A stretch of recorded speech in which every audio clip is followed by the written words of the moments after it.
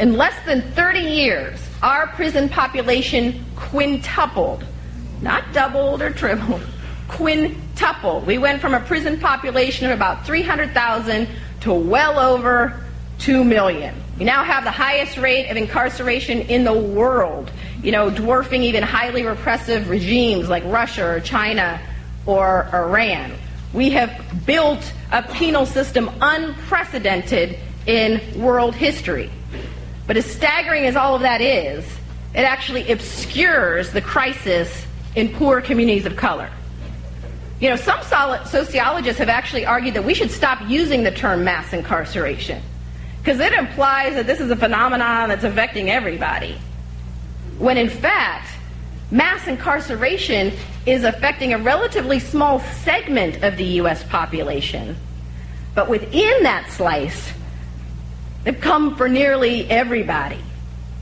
In Washington, D.C., it was reported several years ago that 4 out of 5 young black men, and nearly all those in the poorest neighborhoods, could expect to serve time in prison. Rates of incarceration nearly as shocking can be found in other poor communities of color across America. So what accounts for the mass imprisonment of black men? It's not crime rates. Not crime rates. Crime rates have fluctuated over the past 30 years. Gone up, gone down. Today, as bad as they are in many parts of the country, are actually at historical lows. But incarceration rates over those 3 decades soared. Most criminologists, and sociologists today will acknowledge that crime rates and incarceration rates in the United States have moved independently of one another. Incarceration rates, especially black incarceration rates, have soared regardless of whether crime was going up or down in any given community or the nation as a whole. So what explains the sudden, extraordinary explosion in incarceration, if not crime rates? Well, turns out that the activists who posted the sign on that telephone pole were right.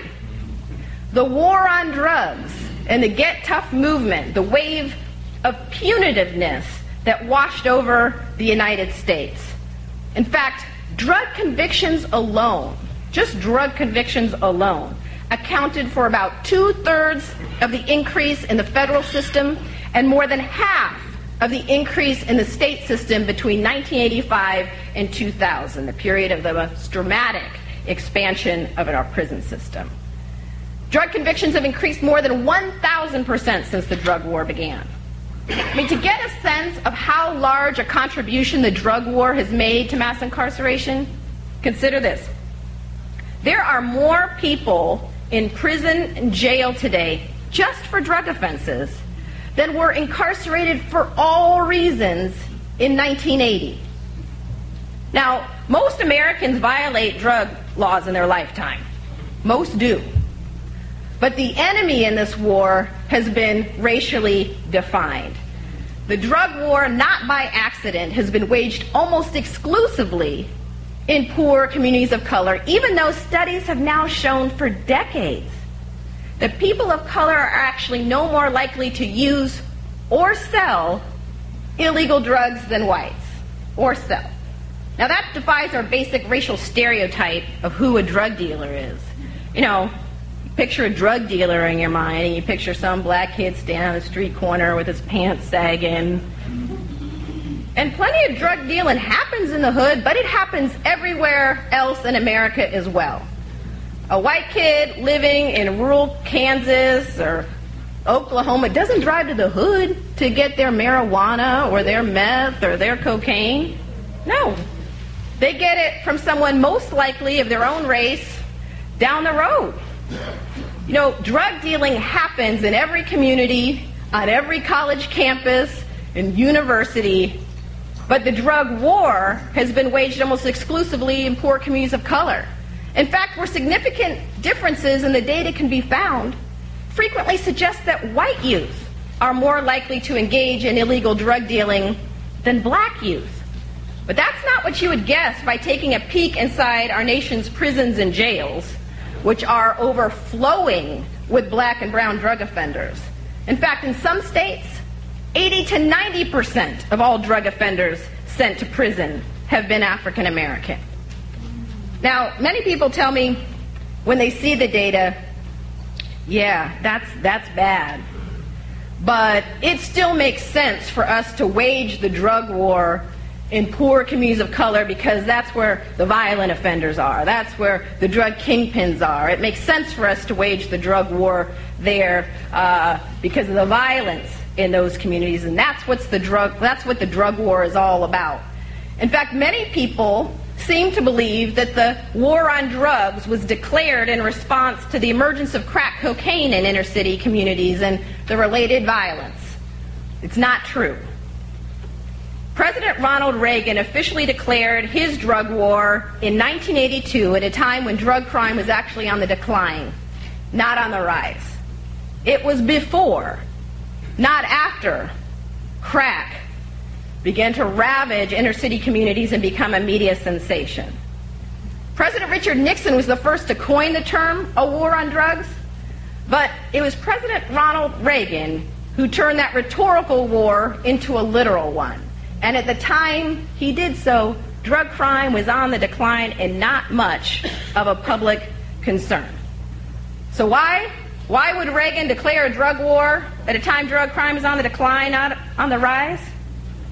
Well, numerous historians and political scientists have now documented that the war on drugs was part and parcel of a grand Republican Party strategy known as the Southern Strategy of using racially coded get-tough appeals on issues of crime and welfare to appeal to poor and working class whites, particularly in the South, who felt anxious about, threatened by, resentful of many of the gains of African Americans in the civil rights movement.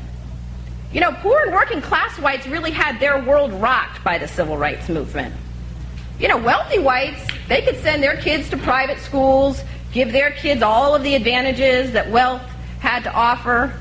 But poor and working class whites were faced with a social demotion.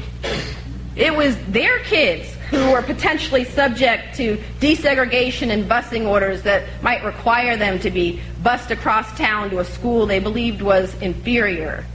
It was those folks and their children who were going to be forced to compete on equal terms for the first time for scarce jobs with this whole group of people they had been taught their whole lives to believe were inferior to them. And then to make matters worse, affirmative action policies created the impression that black folks were now leapfrogging over them on the way to Harvard or Yale and to fancy jobs. And this reality, this anxiety, created a lot of fear, resentment, and an enormous political opportunity. Pollsters and political strategists found that thinly veiled promises to get tough on them, a group of people not so subtly defined by a race, be highly effective in flipping the South from blue to red. In the words of H.R. Haldeman, President Richard Nixon's former chief of staff, he described Nixon's Southern strategy in this way. He said, quote, "The whole problem is really the blacks. The key is to devise a system that recognizes this while not appearing to," end quote. Well, they did. And a couple years after the drug war was announced, crack really began to ravage inner city communities. And the Reagan administration actually seized on this development with glee, actually hiring staff whose job it was to publicize inner city crack babies, crack dealers, the so-called crack whores, feed these stories to the media in the hopes of making crack a media sensation, bolstering public support for a war they had already declared, and persuading Congress to devote millions more dollars to it. And the plan worked like a charm. Almost overnight, our television sets were saturated with images of black and brown drug dealers and crack babies and crack whores. And a wave of punitiveness swept over the United States as legislators started competing with each other to try to prove who could be tougher. And harsh sentences for minor drug crimes sailed through Congress and state legislatures, sentences harsher than those received by murderers in some other Western democracies. And almost immediately, Democrats began competing with Republicans to prove they could be even tougher on them than their Republican counterparts.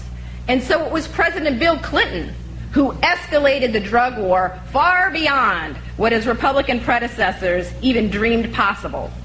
It was the Clinton administration that championed laws banning drug offenders from federal financial aid for schooling when they're released from prison, banning drug offenders by federal law even from food stamps for the rest of their lives, banning drug offenders and people with criminal records from public housing.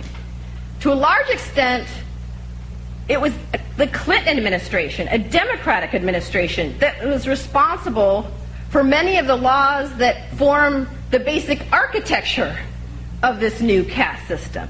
They were championed by a Democratic administration desperate to win back those so-called white swing voters that had defected from the Democratic Party, the Reagan Democrats. And many black politicians went along for the ride, swept up in the media hysteria around crack, and many of them genuinely fearful about the violence in poor communities, began calling for get tough measures as well and supporting them, and found themselves complicit in the emergence of a vast new caste system. But still, people say, as bad as that is, we still need a drug war in those communities, those poor communities, to deal with the violent offenders or the drug kingpins. But what folks don't realize is that this drug war has never been focused primarily on rooting out the most violent offenders or the drug kingpins. Federal funding, specialized federal funding for drug law enforcement has flowed to those state and local law enforcement agencies that have boosted the sheer numbers of drug arrests. It became a numbers game. Law enforcement began being rewarded in cash for the sheer numbers of people that were swept in for drug offenses. And drug forfeiture laws gave law enforcement the authority to keep, for their own use, up to 80% of the cash, cars, homes of people suspected of drug offenses, giving law enforcement a direct monetary interest in the profitability of the drug war and the longevity of the drug war as it became a funding stream for their agencies. And the results are predictable. Police officers began sweeping neighborhoods for the so-called low-hanging fruit, stopping, searching, frisking, tossing folks in these stop and frisk operations, pulling cars over, searching them in the search for drugs, all in an attempt to boost their numbers. In 2005, for example, 4 out of 5 drug arrests, possession, only 1 out of 5 were for sales. That same year, most people in state prison for drug offenses had no history of violence or significant selling activity.